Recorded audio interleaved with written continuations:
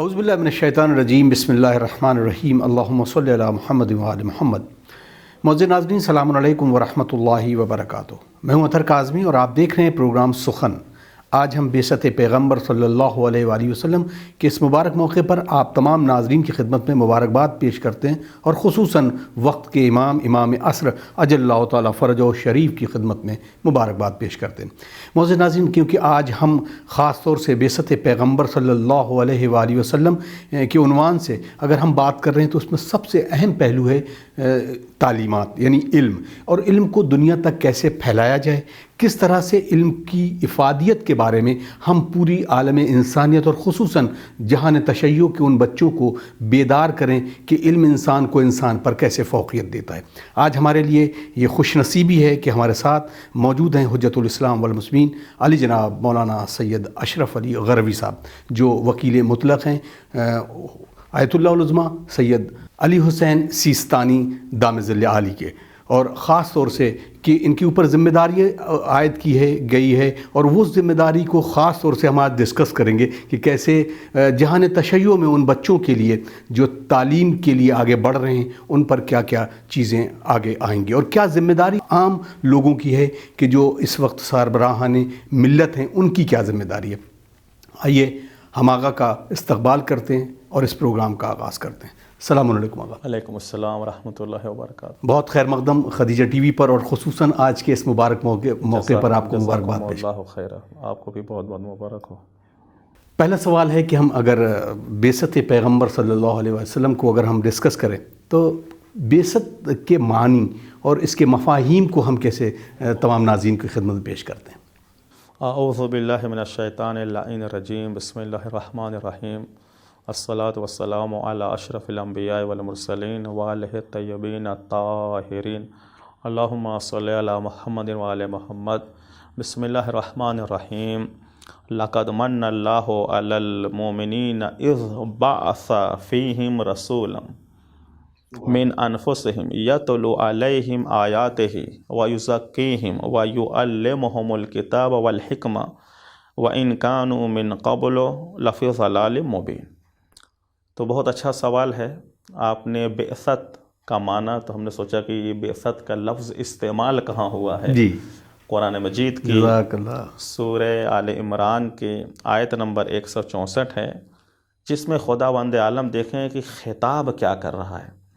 خداوند عالم فرماتا ہے، مخاطبین کون ہیں خدا کے؟ ایمان والے، صاحبان ایمان۔ ارشاد ہوتا ہے، اے ایمان والوں پر لقد من اللہ علی المؤمنین، یقیناً خداوند عالم نے صاحبان ایمان پر بڑا احسان کیا ہے۔ سبحان اللہ۔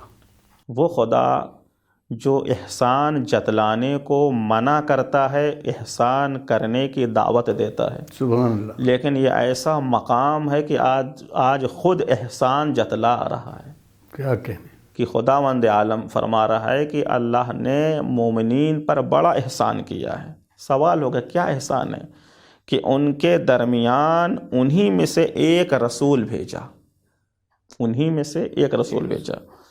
اب یہ رسول آیا، تو بعثت کا معنی ہے بھیجنے کے۔ بھیج کون رہا ہے؟ خدا۔ واہ۔ کس کو بھیج رہا ہے؟ رسول کو۔ کس کے لیے بھیج رہا ہے؟ انسان کے لیے بھیجا۔ کیا وہ رسول کا کام کیا؟ تین اہم جو ہے صفات رسول کی طرف اشارہ کیا گیا ہے۔ جی۔ پہلی صفت یہ ہے کہ وہ اللہ تعالیٰ کی آیات کی تلاوت کرتا ہے۔ جی۔ تلاوت، بیان ہوگا۔ دوسری صفت یہ ہے، اس آیت کے مطابق ان کے نفس کو پاکیزہ کرتا ہے۔ سبحان اللہ، سبحان اللہ۔ تیسری چیز یہ ہے کہ انہیں علم و حکمت کی تعلیم دیتا ہے۔ کیا کہنے۔ جب کہ اگرچہ یہ لوگ اس سے پہلے کھلی ہوئی گمراہی میں تھے۔ تو بعثت کا مطلب ہے، اگر اس کو ایک جو ہے مختصر لفظ میں بیان کیا جائے، اہداف بعثت بیداری انسانیت۔ سبحان اللہ، بہت خوبصورت۔ جاگرکتا کرنا، انسان کو بیدار کرنا، یہ جو ہے اس کا معنی اور مفہوم۔ سبحان اللہ سبحان اللہ. اگر آپ نے بالکل اس کو بتایا. اب یہاں سے علم کی جہاں تک بالکل آخری ایک جو چیز ہے کہ وہ نفسوں کو پاک کرتا ہے اور تعلیم دیتا ہے, تعلیم و کتاب کی, علم و حکمت کی. علم جو ہے وہ انسان کے لیے کتنا اہم ہے, اور علم اور حکمت میں دونوں میں کیا کوئی فرق پایا جاتا ہے؟ بہت خوب, بہت خوب, بہت بہترین سوال ہے, اور اس موقع پر یہ سوال ہونا چاہیے.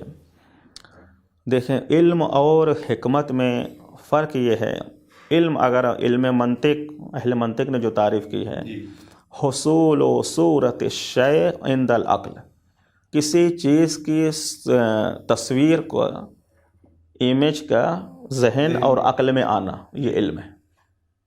حکمت کیا ہے؟ حکمت اس چیز کو, اس علم کو ہم یوز کیسے کریں, کس دانائی کے ساتھ. سبحان اللہ. اگر علم فقط ہے, حکمت نہیں ہے, یعنی علم اور حکمت کا ساتھ دامن چولی کا ہے, اگر یہ دونوں لازم ملزوم رہتے ہیں, ساتھ رہتے ہیں, تو معاشرہ کو فائدہ ملے گا, خود صاحب علم کو فائدہ ملے گا. لیکن اگر کہیں علم فقط ہے, حکمت نہیں ہے, تو وہ علم اس کے لیے وبال جان بن جاتا ہے. اللہ اکبر. کھلی ہوئی جو ہے مثال, بہترین مثال کہ بچوں کو بھی سمجھ میں آئے, ہم بچوں سے سوال کرنا چاہیں گے, شیطان عالم ہے یا جاہل؟ کیا کہنا؟ شیطان جو ہے عالم ہے, اسے معلوم ہے کہ اگر جو ہے بچے پڑھائی میں آگے جائیں گے, پڑھیں گے تو یہ آگے جائیں گے, اچھے راستے پر چلیں گے. تو اسی وجہ سے وہ جانتا ہے کہ یہ اچھی چیز ہے, یہی ہے نا علم, تو ان کو بہکاتا ہے. اور یہ مسئلہ صرف ایگو کا ہے اور تکبر اور گھمنڈ کا تھا. جی. تو یہ جو ہے علم اس کے لیے وبال جان بن گیا. یہ علم اس کو کہاں لے جائے گا؟ جہنم تک لے جائے گا. اسی وجہ سے قرآن مجید میں اور عملی زندگی پیغمبر اکرم کو دیکھیں, چونکہ بعثت کے موقع سے گفتگو ہو رہی ہے, پیغمبر اکرم نے 23 سال مختصر سے زندگی, جناب نوح کی تبلیغی زندگی 950 برس ہے, قرآن مجید کی آیت ہے. اب آپ 23 سال, قرآن میں ارشاد ہو رہا ہے, رأیت الذین یدخلون فی دین اللہ افواجا. پیغمبر آپ نے دیکھا کہ لوگ جوک در جوک دائرہ اسلام میں داخل ہو رہے ہیں. پھر کون سی ایسی چیز تھی؟ علم تو سارے انبیاء کے پاس تھا, جی. اخلاق سارے انبیاء کے پاس, ہدف بھی مقصد بھی ایک, لیکن جو علم و حکمت پیغمبر کے پاس تھے وہ کسی کے پاس نہیں. جزاک اللہ جزاک اللہ. پیغمبر اکرم نے اپنے یہیں سے جو ایک شبہ ڈالا جاتا ہے اسلام تلوار سے پھیلا ہے, بالکل غلط بات ہے. بڑی ذمہ داری کے ساتھ کہہ رہا ہوں, مشہور اسلامی جنگ 80 لڑی گئی ہیں, لیکن کوئی ایک جنگ میں بھی اٹیک نہیں ہوا ہے, بلکہ دفاع کیا گیا. کیا کہنا؟ جو ہمارا قانونی, ہر ملک میں قانونی رائٹ ہے اور عقلی وظیفہ ہے, انسان پر جب کوئی اٹیک کرے تو دفاع. تو لہذا جو اسلام, پرچم اسلام مشرق سے لے کر مغرب تک جو ہے بلند ہوا ہے, وہ پیغمبر اسلام کے اخلاق. سبحان اللہ. اس میں بے شمار واقعات ہیں جو آپ اور مومنین کے جو ہے زیر نظر ہیں. سبحان اللہ. اگر اب یہاں پر ایک سوال بہت اہم ہوتا ہے کہ جب بھی ہم ذات پیغمبر اسلام صلی اللہ علیہ وآلہ وسلم کرتے ہیں تو یقیناً ہمارے طرف سوال آتا ہے وہ امی, اور اس معنی کو ہم اپنے ذہن میں رکھتے ہیں, اور تمام مکتب فکر اسلام کے وہ یہ بتاتے ہیں کہ ہمارا پیغمبر وہ ہے, وہ پڑھا لکھا نہیں ہے. لیکن ایک قرآن کی آیت یہ کرے کہ وہ علم و حکمت کو کس طرح سے بیان کرتے ہیں, ان دونوں میں تضاد نظر نہیں آتا. کیسے ہم بتائیں گے کہ نہیں پیغمبر اسلام امی کا لفظ یہ نہیں ہے کہ وہ پڑھے لکھے نہیں تھے, اس کو کیسے حل کیا جائے؟ بہت بہت یعنی ایک ایسا سوال ہے جو عقائد سے ٹچ ہو رہا ہے. جی. ایک طرف یہ ہے قرآن نے کہا ہے امی پیغمبر کو. جی. اب مسئلہ ہے کہ معنی کیا ہے. ایک طرف کہہ رہا ہے کہ علم و حکمت کی جو ہے تعلیم دیتا ہے, ایک طرف تو پتہ ہے چلا امی کا کون سا معنی جو ہے یہاں پر مناسب ہے. جی. تو امی کا جو مناسب ترین معنی ہے, عرب کو امی کہا جاتا تھا, جبکہ عرب میں پڑھنے لکھنے والے بھی ہوتے تھے. جی. بعض میں ہے کہ ام القریٰ اہل مکہ کو کہا جاتا تھا. میرا جو ذاتی رجحان ہے وہ یہی ہے کہ عرب کو امی کہا جاتا تھا. یہ اللہ قرآن کی مجید کی آیت ہے, امیوں میں سے, انہی میں سے, کس میں سے, جبکہ فتح مکہ کے موقع پر یا جنگ بدر کے موقع پر جو اسیر ہوئے ہیں 7 مشرکین آئے تھے جو پڑھے لکھے تھے, پیغمبر کے ہاں قید میں تھے, تو پیغمبر نے ان کا فدیہ یہ قرار دیا کہ مسلمانوں کو پڑھاؤ, کیا کہنا, پڑھنا اور لکھنا سکھاؤ تو تم کو ہم آزاد کر دیں گے. تو پتہ یہ چلا کہ فقط پیغمبر کا مسئلہ ہے. ہاں بات یہ ہے کہ رسول والے رسول نے دنیا میں نہیں پڑھا ہے. واہ سبحان اللہ. یہ جو ہے پڑھانے کے لیے آئے ہیں. اس وجہ سے بعض لوگ جو ہے اشتباہ میں پڑ جاتے ہیں. وَإِلَّا امی کا معنی یہ ہے, عرب کو امی کہتے تھے, اور پیغمبر جو ہے چونکہ عرب تھے, ٹھیک ہے, بنی اسرائیل میں سے نہیں تھے, عرب تھے. اس سے پہلے پیغمبر سے پہلے جو انبیاء آتے تھے زیادہ تر آئے ہیں جناب اسحاق بن جناب ابراہیم کے نسل سے آئے ہیں. پیغمبر اکرم جناب اسماعیل بن ابراہیم. تو بڑا تعصب تھا جسے قرآن نے اپنے دامن میں جگہ دی ہے. تو یہاں امی کا معنی یہ ہے کہ آپ عرب تھے, اور آپ نے نہ آپ کی آل نے جو بھی خدا کے طرف سے امام اور نبی بنا کر بھیجا گیا ہے, یہ جو ہے وہاں سے علم لے کر آتے ہیں. یہ پڑھانے کے لیے آتے ہیں, پڑھنے کے لیے نہیں آتے. جزاک اللہ, بہت خوبصورت گفتگو. ناظرین کرام, آپ دیکھ رہے ہیں پروگرام سخن. اب ہم اپنے اس پروگرام کے دوسرے حصے کی طرف آگے بڑھتے ہیں, اور خاص طور سے جیسا کہ میں نے وعدہ کیا تھا کہ اب ہم اس تعلیمی بیداری کو آگے لے چلنے کے لیے آگاہ کی خدمت میں سوال رکھتے ہیں. آگاہ, اب یہاں سے جب ہمارا یہ دور ہے جس میں ٹیکنالوجی کا زمانہ ہے, بہت سارے علوم انکشاف ہو رہے ہیں اور آگے بڑھ رہے ہیں, ہمارے لیے کیا ذمہ داریاں ہیں کہ ہم کیسے تعلیمی بیداری کو لوگوں تک پہنچائیں, اور خاص طور سے نوجوان طبقے میں جہاں نے تشیع کے ان تمام مکتب کو لے کے اور جو تمام بچے ہیں ان کو تعلیمی بیداری سے جوڑیں. بہت اچھا سوال ہے. یہ وقت کی ضرورت ہے, اور پوری قوم کو جو ہے, بلکہ پورے ملک کو, پوری دنیا کو جو ہے متوجہ ہونا چاہیے. ترقی یافتہ زمانہ ہے.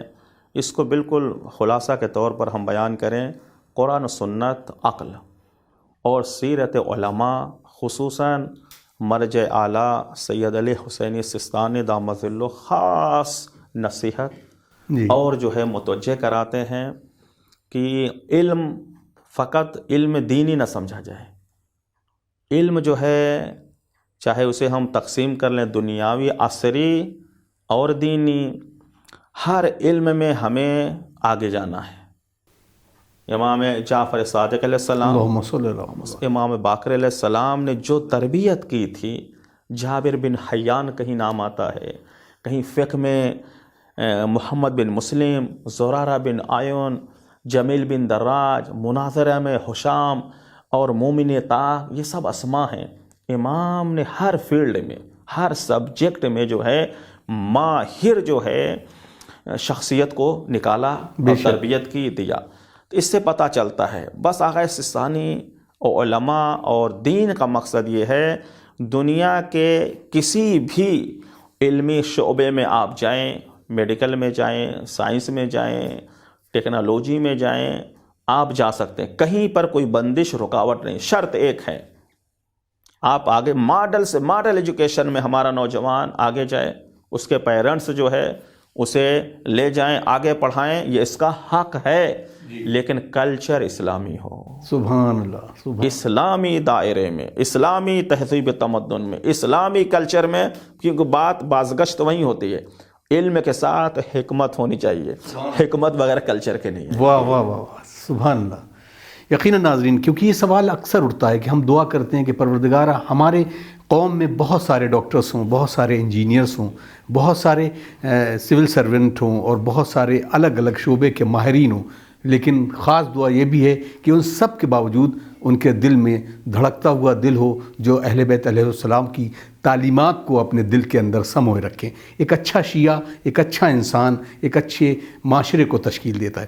آغا, کیونکہ اب یہاں پر تعلیم کی بات آتی ہے تو خواتین کی تعلیم کے بارے میں بہت اہم اور بہت نکات پیش کیے جاتے ہیں. ان کے لیے کتنا اہم ہے, خاص طور سے وہ بچیاں جو کہ ٹیکنالوجی کے ساتھ ساتھ ادر پروگرامز کو اپنے ساتھ آپٹ کرتی ہیں اور ایجوکیشن کو بڑھاتی ہیں, میڈیکل سائنس ہے یا ڈیفرنٹ طریقے سے, ان کے لیے کیا پیغام ہوگا؟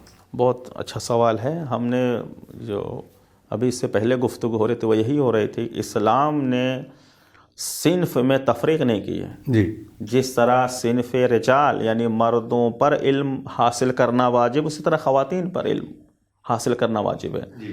اگرچہ شرائط الگ الگ ہیں، وہ بھی انہی کے فائدے کے لیے، انہی کی سیفٹی کے لیے، انہی کی حفاظت و حمایت کے لیے کہ خاتون جو ہے حجاب میں آئے، جو اس کی عفت، حجاب جو ہے عفت کی ضمانت ہے، بے شک پاکیزگی کی علامت ہے. اس میں رہ کر اور اسلامی کلچر میں آئے تو چاہے خواتین ہوں یا مرد ہوں، دونوں جو ہے جس فیلڈ میں جانا چاہیں جا سکتے ہیں اور کلچر اپنا اسلامی رکھیں. اسی کے ساتھ یہ سوال یہ پیدا ہوتا ہے کہ عزادار جی بہت بڑی صفت ہے. یقیناً. اب یہ عزادار سید الشہداء ہے. ہمارے یہاں ماشاءاللہ انجمنیں اچھی ہیں، پوری رات شب بیداریاں ہوتی ہیں، جلوس محفل سب کچھ ٹھیک ہے. انہی کے ذریعے سے مقصد امام حسین علیہ السلام ہم تک پہنچا ہے، نئی نسل تک پہنچ رہا ہے. یقیناً. لیکن اگر تھوڑا سا، چونکہ موضوع ہے بیداری، اگر ہم بیدار عزاداری کریں، بیدار ہو کر عزاداری کریں، عزادار بیدار ہو ہمارا. اس موقع پر میں اکثر کہا کرتا ہوں ہماری عزاداری ہماری عزاداری کی شان دوبالا ہو جائے گی اس وقت جب عزادار ایجوکیٹڈ ہو جائے گا. واہ. کاش ان انجمنوں میں سے ایک انجمن جو ہے MBBS ڈاکٹروں کی ہوتی، کاش ایک انجمن جو ہے سائنسداں کی ہوتی، کاش جو ہے ماتم کرنے والے جو ایک ہاتھ میں پرچم غازی جناب عباس اٹھاتے ہیں، ایک ہاتھ سے ماتم کرتے لبیک یا حسین کہتے ہیں. دیکھیے جتنے ہی ایجوکیٹڈ، جتنے ہی تعلیمی لیاقت بڑھے گی اتنے ہی زیادہ ہمارے جو ہے مسجدوں کا معیار بڑھے گا اور عزاداری کی شان جو ہے دوبارہ ہوگی. بے شک. تو ہم کبھی کبھی یہ سوچیں کہ مثلا ہو سکتا ہے ہم تبرک پر بہت خرچ کرتے ہیں، منع نہیں ہے، ایک دائرے میں رہ کر انسان کرے، لیکن کبھی کبھی یہ بھی سوچیں اگر کسی عزادار کے گھر میں فاقہ ہو رہا ہے، اگر وہاں کھانا پہنچا دیا تو کیا جناب سیدہ کی کتنی دعائیں ملیں گی. واہ. اگر مثلا کوئی عزادار کسی انجمن کا ممبر یا اس کی فیملی میں یا اس کے بچے جو ہے پیسے کے نہ ہونے کی وجہ سے نہ پڑھ پائیں، کیا پوری انجمن کیا منہ دکھائے گی؟ عزادار کا بچہ ہے نا، مومن کا بچہ ہے، غیر ہے. تو کچھ توجہ ہماری ادھر بھی ہونی چاہیے. بے شک. کیونکہ ایک غفلت کہاں سے ہے، یہ بیداری کیوں نہیں ہو پا رہی ہے؟ غفلت یہاں پر ہے کہ ہم نے اپنے حساب سے چیزوں کو جو ہے سمجھ کر اپنی مرضی کے مطابق انجام دے رہے ہیں. اگر بیدار قوم بن جائیں تو ہم جو ہے دیکھیں گے کہ معاشرہ اور ملک، میں کہتا ہوں اس موقع پر جب سماج کا بچہ پڑھے گا تبھی ہمارا بھارت آگے بڑھے گا. کیا کہنے، ملک بھی ترقی کرے گا. بھائی ملک بنا کس سے ہے؟ انہی لوگوں سے بنا ہے. جب اکثر لوگ جاہل ہوں گے، جو ہے مثقف نہیں ہوں گے، تہذیب یافتہ نہیں ہوں گے، تو ملک میں فتنہ، فساد، بے روزگاری بڑھے گی تو چوری بڑھے گی، تو یہ دوسرے ملک والے اس کا یوز کریں گے، دہشت گردی بڑھے گی. تو اس میں اصل میں ٹیم ورک ہے. جی ٹیم ورک ہے. ہمیں گھر سے شروع کر کے حکومت بھی ہماری متوجہ ہو. ایسی سہولتیں، کبھی کبھی ایسا ہوتا ہے جو اچھے کام کرنے والے ہوتے ہیں، جی مثلا اسکول چلا رہے ہیں، کالج چلا رہے ہیں، انہیں ٹارگٹ کیا جاتا ہے. کبھی جو ہے دین کے نام پر ٹارگٹ کیا جاتا ہے، کبھی قوم کے نام پر ٹارگٹ، سماج کے نام پر. یہ بہت غلط طریقہ ہے. جی. بلکہ حکومت کو شکر ادا کرنا چاہیے کہ ہماری ذمہ داری کو ان لوگوں نے اٹھایا ہے، تو تعاون کرنا چاہیے، نہ کہ اسے پریشان کرنا چاہیے. کیا کہنا ہے، آپ نے ٹیم ورک کی بات کی ہے. ظاہر سی بات ہمارا آپ کا ہدف آج کے اس گفتگو کا یہ بھی ہے کہ ہم ان لوگوں کو بیدار کریں کہ جو استطاعت رکھتے ہیں، جن کے پاس پیسہ ہے، اور وہ اس فیلڈ میں اتریں تاکہ ایجوکیشنل انسٹیٹیوشن آگے بڑھ کر کام کریں. آج بحمدللہ کافی کوشش ہو رہی، لیکن اتنی ضرورت جتنی ہے اتنے ہمارے پاس انسٹیٹیوشن نہیں ہے. اگر کیا کس طریقے سے، یعنی یقیناً آپ کی طرف سے اور تمام ان لوگوں کی طرف سے کہ آپ اپنے اس اقدام کو کیسے لوگوں تک پہنچائیں گے جو استطاعت رکھتے ہیں، ان کے اندر کیسے بیداری لائیں گے، کیونکہ آج کی ضرورت ہے کہ ہم اپنے ایجوکیشنل انسٹیٹیوشن کو آگے بڑھا کر ان کو مضبوط بہت خوب، بہت بہترین سوال ہے، وقت کی ضرورت ہے، خدا آپ کو جزائے خیر دے کہ اس سے جیسا کہ مولا امیر نے فرمایا ہے جو چیز زبان پہ آتی ہے وہ اندر دل کے جو ہے پیغامبر ہوتا ہے، یعنی دل کی بات معلوم ہو جاتی ہے کہ جو زبان سے، تو بہت یعنی مجھے خود بہت اچھا لگ رہا ہے کہ یہ کام کاش اور جو ہے پرکیف ہو اور طاقت و قوت کے توانائی کے ساتھ ہو تو یہ میسج پہنچے۔ مثلا اس کو بہت آسانی سے کیا جا سکتا ہے، جیسے بعض لوگ یہ سوچتے ہیں اس مرحومین قرآن مجید کی آیات اور روایات سیرت ائمہ علماء سے ہمیں یہی ملتا ہے کہ ہمارا مرنے والا مرتا نہیں ہے، بے شک صرف جدا ہوتا ہے، نقل مکانی ہے، اسے بھی کچھ چیزوں کی ضرورت ہوتی ہے، اسی وجہ سے ہم جو ہے ثواب کو پہنچاتے ہیں۔ تو کیا ثواب جو روٹین میں ہے یہی نظام ہے یا اس سے بہتر بھی ثواب کہ کچھ اور بھی راستے ہیں جو ائمہ کے طرف سے ہیں؟ اگر ہم نے اپنے مرحوم کے لیے، کوئی بھی مرنے والا ہمارا ہو اور اللہ نے ہمیں نوازا ہے، قوم کے ایک بچے کو اس کے کفیل بن گئے، نیت کی قربتاً اللہ، پالنے والے جو کچھ بھی اس کی تعلیم میں پیسہ خرچ ہوگا، ہم چاہتے ہیں اس کا ثواب ہمارے مرحومین کو نام لے کر بھی وہ کہہ سکتا ہے، نیت قربتاً اللہ کرے، کر کے آگے بڑھ جائے۔ ایک یہ طریقہ۔ دوسرا طریقہ یہ ارشاد ہوتا ہے معصوم، وَاسْتَنْزِلُ الرِّزْقَ بِالصَّدَقَةِ، رزق کو نازل کرو صدقے کے ذریعے سے۔ مثلا ہم تنگ دست ہیں، بزنس مین ہے، کاروباری انسان ہے، برکت نہیں ہو رہی ہے، پیسے نہیں ہیں، تو اب تو صدقہ لینا چاہیے۔ امام کیا فرما رہے ہیں؟ کچھ صدقہ دو تاکہ رزق کا دروازہ کھلے۔ کیا کہنے، تو اس میں سے دیکھیں بہت سی چیزیں ہم دنیا میں کرتے ہیں کہ کبھی کبھی لاس ہو جائے تو کتنی گورنمنٹ کی اسکیم ہوتی ہے اور ایک الگ الگ نام میں ادھر نہیں جانا چاہتا ہوں۔ کبھی کبھی ہم ایک جو ہے اپنے سماج کے ایک بچے کو لے لیں، ضرورت اگر سب سے اہم ضرورت ہے تعلیم، اس کی پڑھائی کو لے لیں، نیت کریں، اوپر والے سے نیت کریں کہ تو نے ہمیں بھی پیدا کیا ہے، اسے بھی پیدا کیا ہے۔ جی آج یہ جو ہے غربت کی وجہ سے آگے نہیں بڑھ پا رہا ہے، قربتاً اللہ کر کے اس کو صدقے کی نیت کرے تو اس رزق میں برکت ہونا شروع ہو جائے گی۔ یہ دوسرا۔ تیسرا جو اہم ہے، کون ایسا مومن ہے، کون ایسا شیعہ نوجوان ہے جو اپنے امام کے جو ہے فضائل کو سننا پسند نہیں کرتا، پڑھنا نہیں پسند کرتا اور لوگوں تک پہنچانا پسند نہیں کرتا؟ واہ، تو بہترین فضیلت یہ ہے کہ مشن اہل بیت کو آگے کیا جائے، مشن اہل بیت کو آگے بڑھایا جائے۔ ائمہ کیا کرتے تھے؟ یعنی وہ جو لوگ تھے ان کے زمانے میں بغض و حسد میں اتنا زیادہ تھے کہ پڑھنے کے لیے نہیں آتے، یعنی ان سے بڑا معلم کائنات کوئی ہو سکتا تھا؟ کوئی نہیں۔ تو ائمہ نے کیا کیا ہے؟ امام سجاد علیہ السلام نے کیا کیا ہے؟